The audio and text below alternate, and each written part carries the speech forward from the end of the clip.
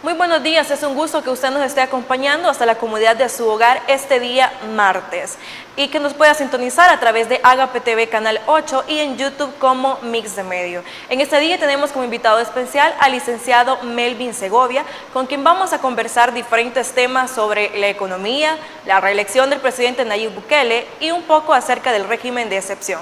¿Qué tal, licenciado? ¿Cómo se encuentra? Muy buenos días, pues por acá analizando un poco la realidad del país, ¿verdad? Para iniciar, no sé si podría hablarnos cómo usted ve actualmente la economía de El Salvador. Bien, para hablar de la economía se tiene que hablar sobre la macroeconomía, que es toda la empresa grande, ¿verdad?, en cuanto al funcionamiento de ella, y en cuanto también el gobierno y el Estado ayuda a que esa empresa, la unión entre ambos, pueda fluir dicha economía y al mismo tiempo llegar el dinero hacia cada uno. Y luego vamos a la microeconomía, que sería la pequeña empresa, que es la que realmente nos ayuda a todos los salvadoreños, por el hecho que es donde se da lo que es mayormente el empleo para nosotros, ¿verdad? En ese campo se puede analizar que la economía o la macroeconomía ha tenido un crecimiento. Y se nota porque El Salvador se está posicionando en un buen momento, por decirlo, a pesar de cómo está actualmente la región. Se nota que la inversión actualmente viene al país o se está dando de parte de la gran empresa. Y de igual forma con lo que es la microempresa, se está dando de una forma tal vez no como se quisiera, pero sí se está dando.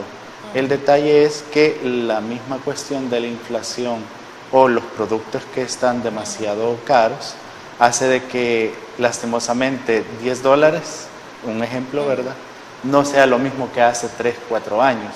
Porque uno va al mercado o uno va al súper o uno va a la tienda de la esquina y antes con $10 abastecía para 3 o 5 días. Hoy lastimosamente no, porque vemos el precio de los huevos, vemos el precio de los tomates y todo eso. Y eso es en cuanto a lo que mencionaba en un inicio, la microeconomía, ¿verdad? Luego también no lo podemos subdividir en cuanto al ingreso de cada uno de nosotros.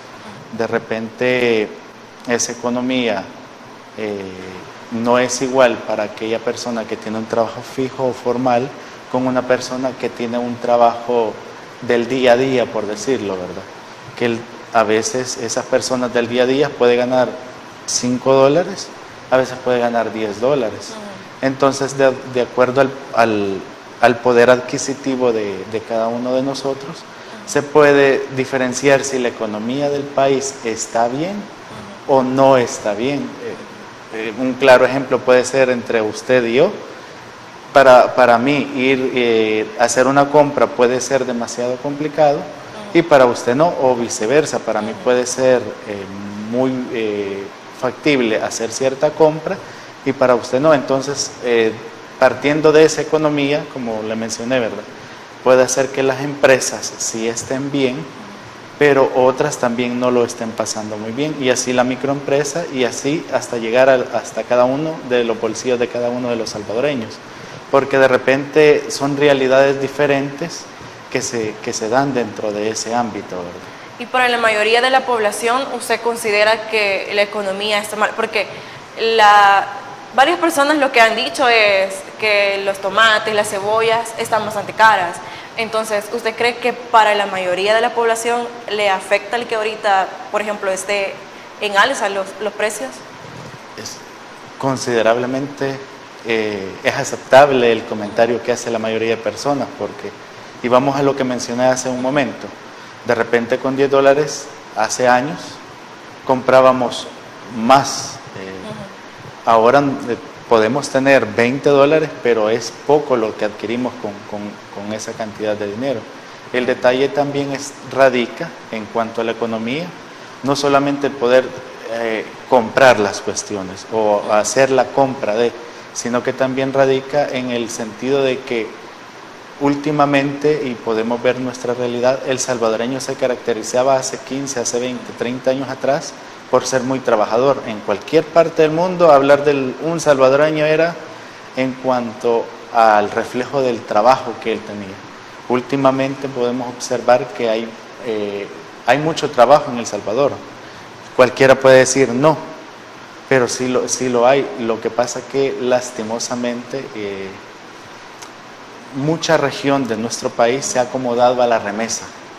Y es triste decirlo, pero hay muchas personas, como lo mencionaba también, que de repente trabajan por 5 o 10 dólares al día, pero como les viene la remesa, prefieren esperar la remesa a poder trabajar. Entonces ahí es donde la economía lastimosamente se ve afectada, y sobre todo el poder, como mencionaba, adquisitivo, porque claro, ¿qué diferencia se encuentra en comprar $1 de tomates que antes nos daban 7, 8, 12 tomates y hoy nos dan 2 o 3 tomates, o a veces 4 tomates, por decirlo, ¿verdad? Sí. Entonces, ahí también podemos observar que la economía también va a estar bien si nosotros ponemos de nuestra parte en cuanto al trabajo que realicemos.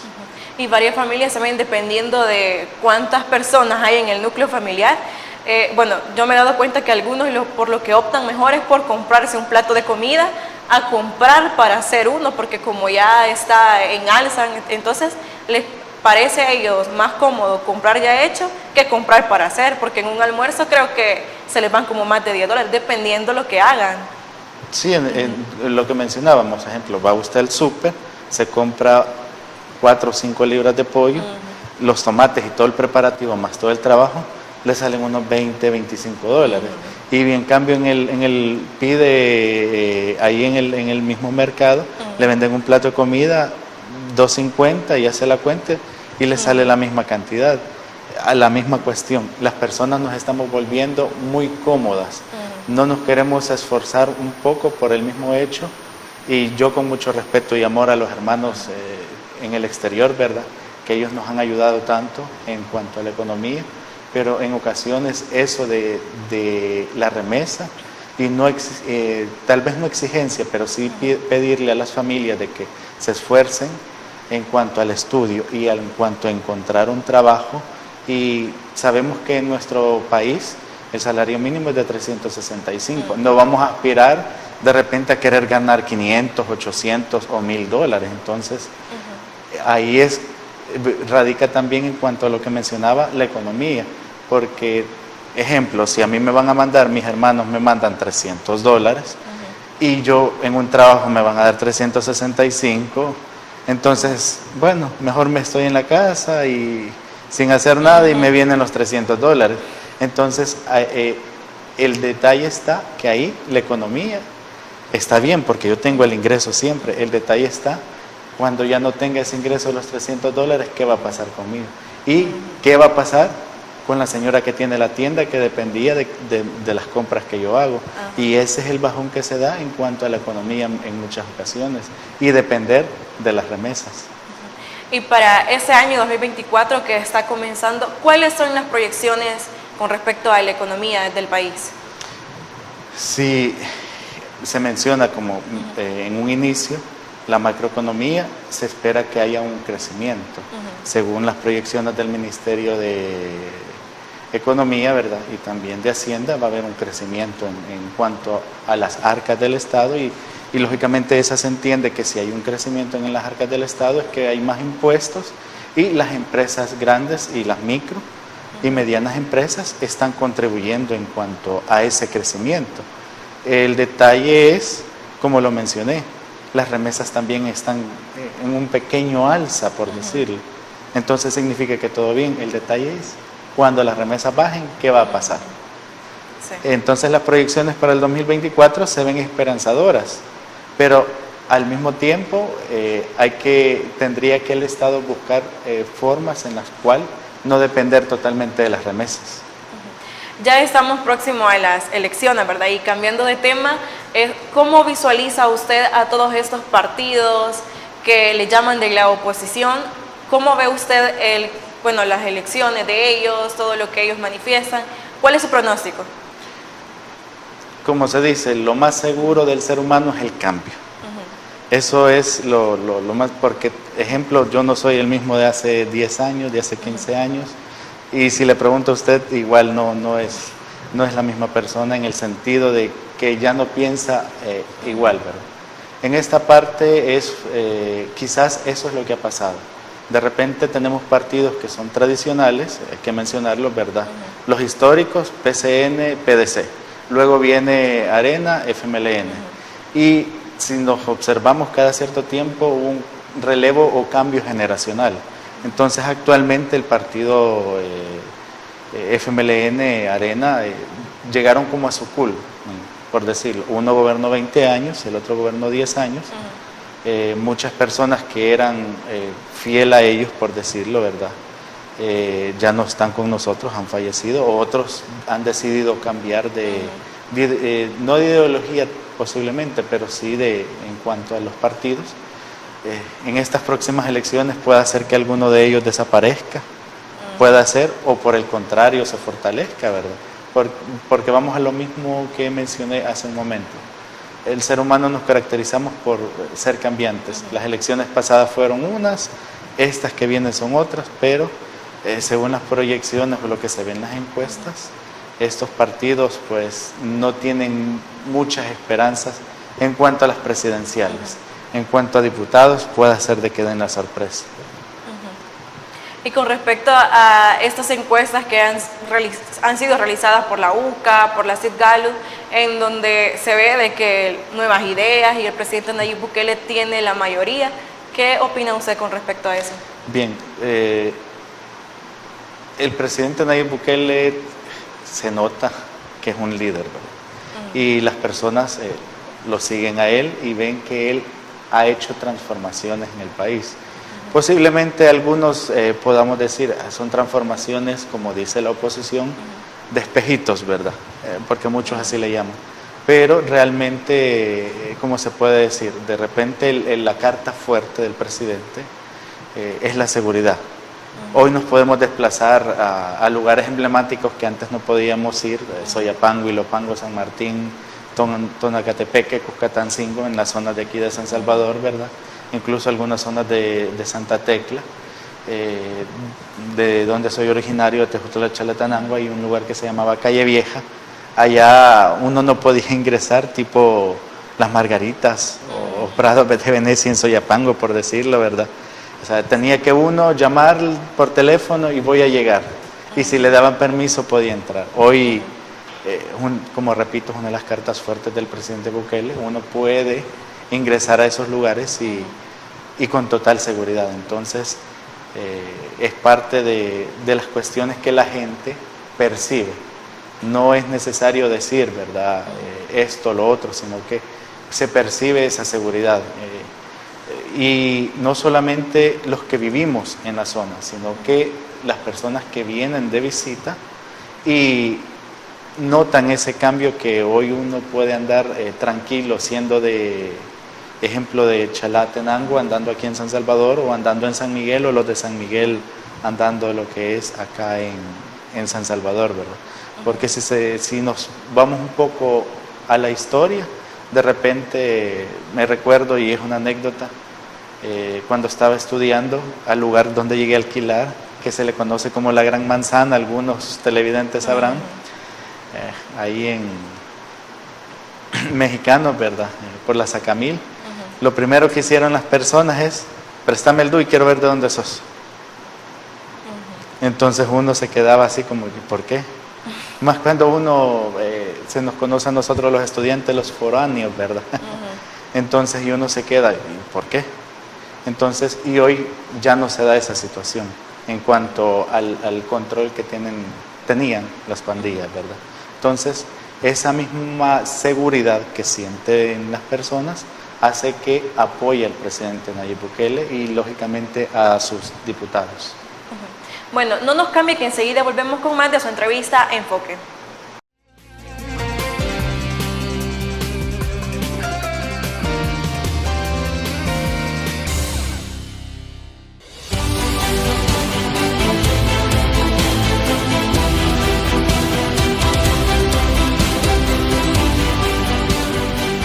Nuestro compromiso nuestra pasión, son algunas de las cosas que nos caracterizan como salvadoreños.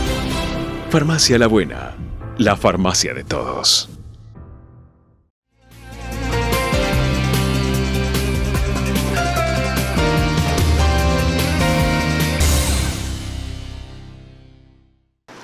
Continuamos con más de su entrevista Enfoque y seguimos conversando con Melvin Segovia. Estábamos hablando con respecto a la seguridad que se vivía en el país. Entonces, ya hablando y profundizando más en las elecciones, usted ¿qué considera de qué papel es la que toma la diáspora para sus votaciones en estas próximas elecciones 2024? Siguiendo, ¿verdad? Como la diáspora ha tenido un papel muy importante siempre en El Salvador con respecto a las remesas, lo que mencioné al inicio. Entonces, esta diáspora no tenía poder de decisión años atrás, solo era tomada en cuenta en cuanto al dinero que nos mandaba, ¿verdad? Y gracias a ellos es que el país también económicamente se ha mantenido a flote. Y hoy la diáspora va a tener el poder de decisión en cuanto a elegir diputados y en cuanto a elegir presidente. Cosa histórica realmente y hay que felicitar, ¿verdad? Ese proyecto que se vino haciendo desde hace años y hasta que se aprobó hace poco, ¿verdad? Para que ellos pudieran optar y pudieran elegir presidente y diputado. Faltan todavía detalles porque también la diáspora, aunque no vivan acá, pero su familia radica acá y tienen también ese poder de decisión en cuanto a los alcaldes, ¿verdad?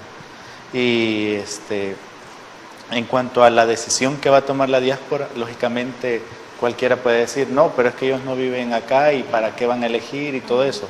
Eso es lo que maneja la oposición, por decirlo. U otras personas, aunque sean siempre a favor del presidente Nayib Bukele. Pero el detalle está, y como lo mencioné, por ejemplo, yo tengo familiares. Yo les cuento a ellos, miren, el país hoy está de esta forma, tal vez no estamos como quisiéramos, pero tampoco estamos tan mal, ¿verdad? Entonces, y ellos hoy van a poder elegir presidente y van a poder elegir diputados, decisión de ellos, pero al mismo tiempo nosotros como familiares somos los asesores de ellos, por decirlo. ¿Por qué? Ellos no van a ir a votar solo por...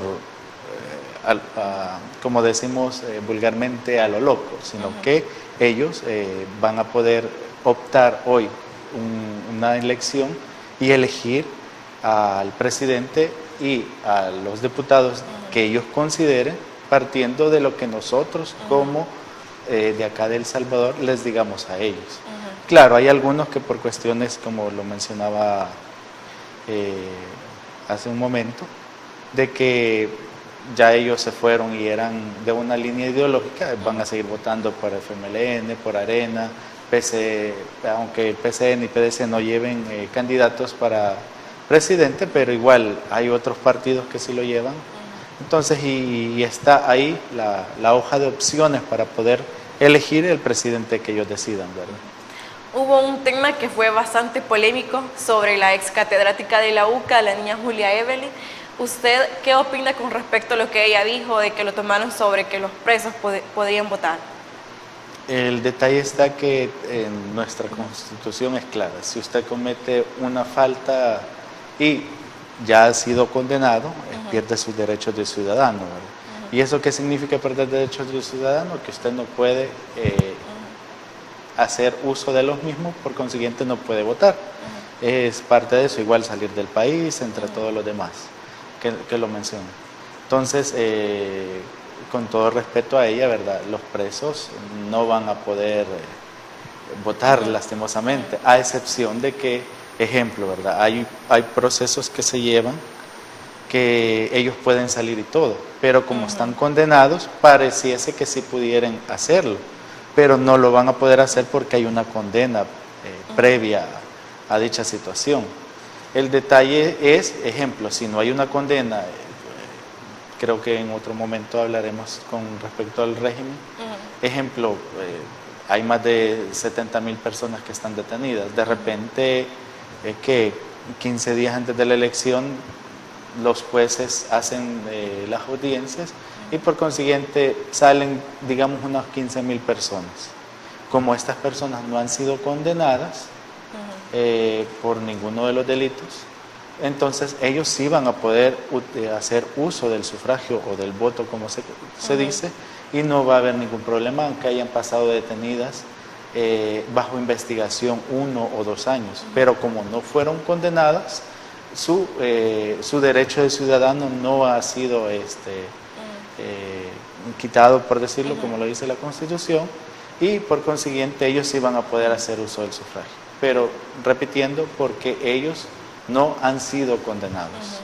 Entonces, ese sería como para poder decir, puede o no puede, una vez no sea condenado, sí puede, mientras ya es condenado, ahí sí ya pierde los derechos. Sí, y aclarando todavía, si ejemplo, yo fui condenado por un delito y salí libre, ya pagué mi condena, hoy en diciembre, por decirlo pasado, y yo inicio los procesos en lo que es en el Juzgado de Vigilancia Penitenciaria y Ejecución de la Pena, para que manden los oficios y a mí me restablezcan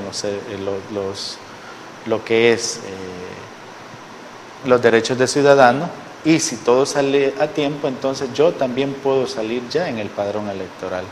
Aunque ya en lo que es en diciembre no podría por las cuestiones de las fechas que se dan, ¿verdad?, del empadronamiento, pero, ejemplo, fui liberado en octubre y sí inicié los procesos, ahí sí, yo ya podría aparecer, a pesar de que yo salí recientemente, porque se me restablecieron los derechos de ciudadano. Esas son las cuestiones que a veces uno debe de saber manejar y decir, ¿verdad? ¿Y por qué los presos van a votar si ahí estuvieron 1 o 2 años? La respuesta es, ellos no fueron condenados y por consiguiente tienen todavía su derecho de ciudadano a poder ejercer el sufragio. Bueno, hablando con lo de la reelección del presidente Nayib Bukele, ¿cuál es su interpretación de que la Sala de lo Constitucional haya permitido que él, fuera ahora, se postulara para presidente de nuevo? Bien, como abogado de la República y notario también, ¿verdad? Mi derecho es salvaguardar lo que dice la Constitución y al mismo tiempo lo que ella misma otorga. En este caso, los custodios supremos, por decirlo así, son los magistrados de la Corte Suprema de Justicia y en especial los de la Sala de lo Constitucional. Si ellos han brindado una resolución en la cual al ciudadano Nayib Armando Bukele se le permite poder optar por una reelección, no queda más que respetar lo que los magistrados de la Sala de lo Constitucional han dicho y decir, bueno, esté de acuerdo o no esté de acuerdo, al final la ley es la ley. Le doy un ejemplo, vienen y reformulan lo que es la parte de familia, tema polémico también, por decirlo así, y en nuestro país los matrimonios mal llamados así matrimonios igualitarios, porque debería de buscarse la otra forma. De repente hacen una reforma en la cual se permita, aunque yo no esté de acuerdo y mucha gente no estemos de acuerdo, pero si en la Constitución está, se tiene que respetar. Entonces es muy parecido a este caso de la reelección del presidente Bukele. La Sala de lo Constitucional lo ha permitido a través de una resolución y la han ratificado lo que son los magistrados del Tribunal Supremo Electoral. Entonces, repito, estemos de acuerdo o no el gremio de abogados, pero como la Sala de lo Constitucional la ratificó y por ende la ha hecho cumplir la sala los magistrados del Tribunal Supremo Electoral, él está en todo su derecho de poder ser reelecto, por decirlo, ¿verdad?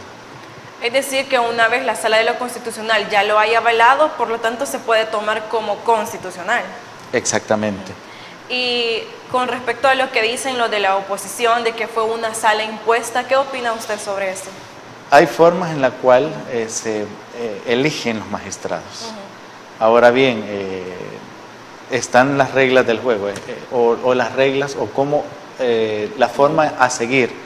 Ejemplo, nosotros primero, ¿verdad? Partiendo de un ejemplo, primero nos bañamos, luego nos secamos, luego nos ponemos los calcetines y todo eso. No vamos a primero ponernos los zapatos y después los calcetines, ¿verdad? Entonces, partiendo de ese ejemplo, está la forma en la cual la misma Constitución y luego el reglamento interno de la Asamblea Legislativa de cómo se va y también de la Corte Suprema de Justicia, cómo se van a elegir estos magistrados. Sí, se siguió el proceso correcto para cómo elegirlos, aunque yo no esté de acuerdo,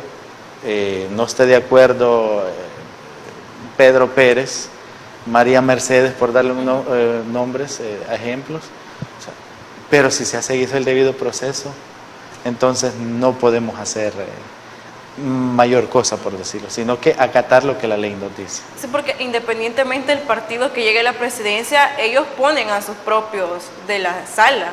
Entonces, en este caso fue prácticamente lo mismo que ellos hicieron.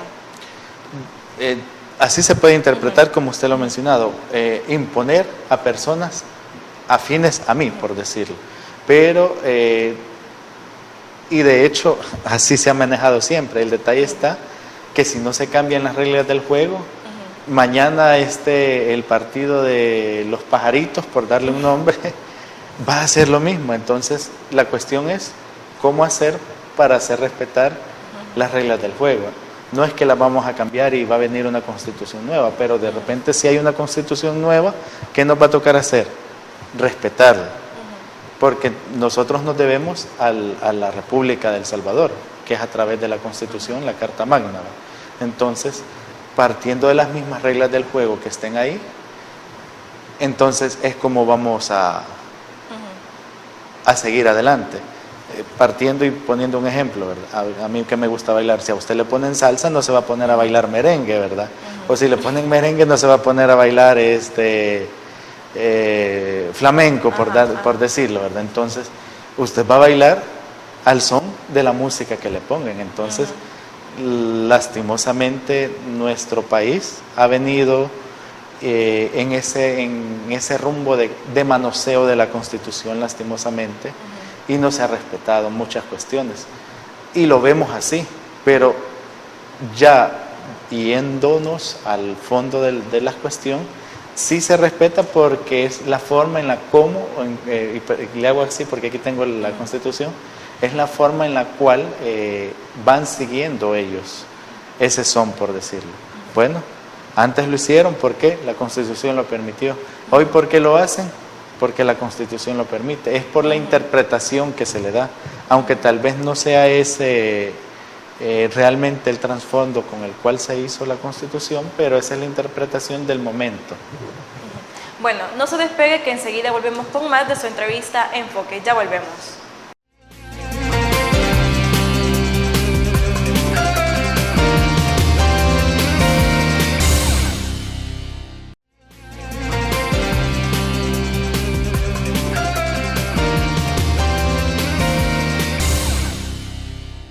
¿Va a ser necesario? Posiblemente sí. Como lo dije en un inicio, es la carta fuerte del presidente Nayib Bukele. Y la seguridad se nota en nuestro país, ¿verdad? Tal vez no como la quisiéramos, pero sí es reflejo en la cual podemos desplazarnos y estamos dentro de lo que cabe seguros, ¿verdad? Porque nos podemos desplazar a cualquier parte del país y no tenemos ningún problema. Ahora bien, el detalle es que el régimen de excepción, como su misma palabra lo dice, es en un cual debe de ser un estado no permanente, sino que debe de ser algo que en el momento justo se debe de dar para una realización determinada. La oposición tal vez no está en acuerdo con dicho régimen, primero porque se ha extendido y pues lógicamente los intereses partidarios les ha afectado de cierta forma.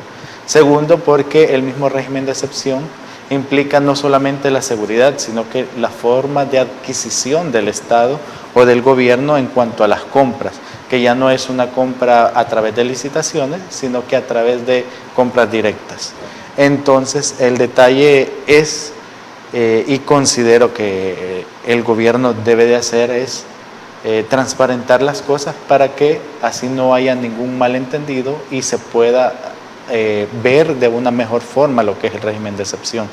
porque se puede dar o ocasionar a malinterpretación o malos entendidos. Ejemplo, si el ministro de Seguridad de repente hace una compra, puede hacer que sea a su amigo o a su familiar, y al final la ley como se lo avala, no hay ningún problema. No estoy diciendo que así sea, pero se puede dar la situación, y por consiguiente ese es quizás uno de los fuertes que la oposición critica, la no transparentar algunas cuestiones que deberían de hacerse, considero. Y luego, en cuanto a este régimen de excepción, tal vez lo que es la siguiente quinquenio de parte del presidente sería buscar una forma en la cual no haya necesidad de que esté el régimen, pero de optar por un plan de seguridad en el cual se apliquen ciertas medidas que se tienen hasta el momento y que están funcionando. Entonces, bueno, ¿usted considera de que el régimen de excepción tendría que ser hasta un cierto tiempo? Pero por lo que ha hecho el presidente Nayib Bukele, si él volviera a quedar en el mandato, ¿usted considera de que él pues seguiría con el régimen hasta? Sí, es lo más seguro. Él lo que va a seguir es, si gana, ¿verdad?, la elección, que es prácticamente es un hecho. Ahora lo que está no en riesgo, pero lo que se ve, que no se sabe cuántos diputados de la bancada oficialista lleguen, ¿verdad?, y cuántos de la oposición. Y por consiguiente, si no llegan la mayoría calificada de la bancada oficialista, puede ser que el régimen no siga, o puede ser que sí, dependiendo. El detalle está que el presidente debe de optar por otra forma en la cual los planes de seguridad que él lleva, que hasta el momento ha mencionado 5 fases, ¿verdad? Entonces, ¿cuál va a ser la siguiente fase, verdad? Y repito, transparentar algunas cosas para que la oposición así esté tranquila, por decirlo, y sí se suba al barco del Estado de El Salvador, que hasta el momento creo que la mayoría de salvadoreños estamos de acuerdo de que se vive una seguridad, tal vez no la mejor, pero sí vivimos un poco más seguros hoy en día. ¿Qué otro factor usted considera de que la oposición no está de acuerdo conforme al régimen? Porque mencionaba que, por ejemplo, sería sobre la reserva. Entonces, ¿cree que ese es el único factor o que haya otro factor para los de la oposición? Sí, considero que es el factor económico que ellos ven por el mismo hecho de que las compras directas. Si se recuerda, retomamos hace un momento que las cosas se hacían de una forma antes. Hoy hay cosas que han cambiado, pero hay cosas que se siguen haciendo de la misma forma. El detalle está que antes, entre los mismos amigos, se compraban las cosas, se licitaban y se daban. Hoy son otros los que están haciendo eso y lógicamente ha afectado los intereses económicos, y todos sabemos que cuando nos tocan los bolsillos es complejo. Como abogado y también como ciudadano, ¿cuál cree usted que sería, por ejemplo, algo que el presidente tendría que poner como prioridad si vuelve a quedar? ¿Algo prioritario para la población? Ya la seguridad está. Entonces, hoy lo siguiente tiene que ser impulsar la educación y la salud. Son los 2 factores que de años nos vienen fallando, por decirlo así, los que han administrado los gobiernos, ¿verdad?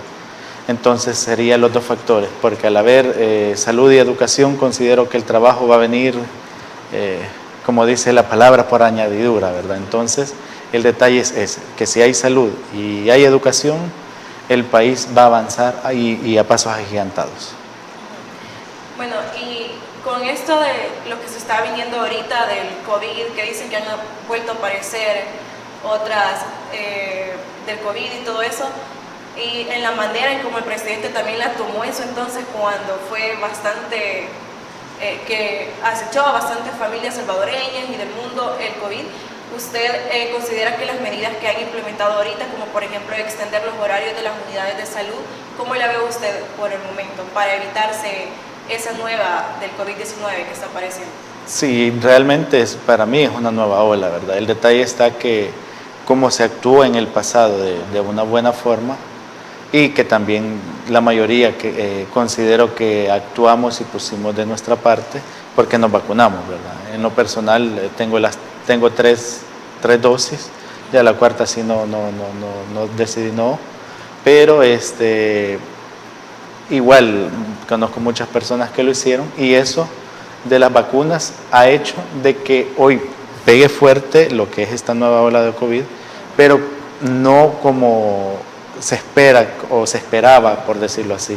Porque sí, si uno va a cada centro asistencial de salud, ya sea unidad de salud u hospital, y también particulares, lo que se ve, todo es el problema ahorita es con referente a bronquios, todo lo relacionado a el sistema respiratorio, exacto.